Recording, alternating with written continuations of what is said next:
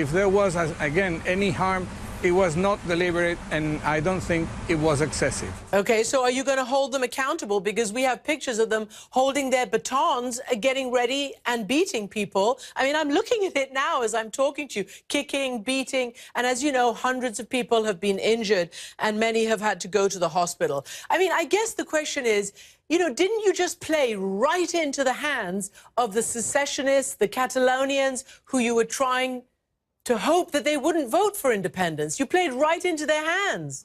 Look, I mean, as I said, it's the courts that gave the orders. I think the police complied with their orders as best they possibly could. I know that there may be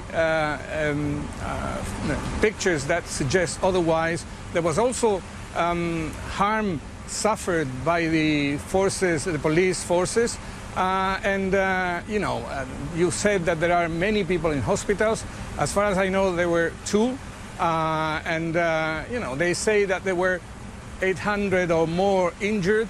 I'm not sure you can, you know, take at face value any number of figure that the Generalitat is offering, because we have seen what they have been doing in the past. Look, if there was any use of force by police in any way, it was because they were prevented from doing what they were asked to do by the courts. They were prevented from discharging their duties, and so it was no deliberate use of force.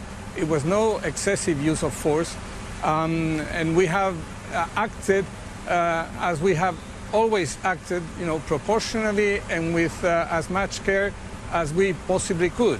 Mr. Foreign Minister, it's really hard to hear you say that. We're talking about Spain, a strong European democracy, a free country, sending its riot police against men, women and children who just wanted to cast a vote. I understand that the vote may be, you know, politically and constitutionally improper, but was that really the way to react?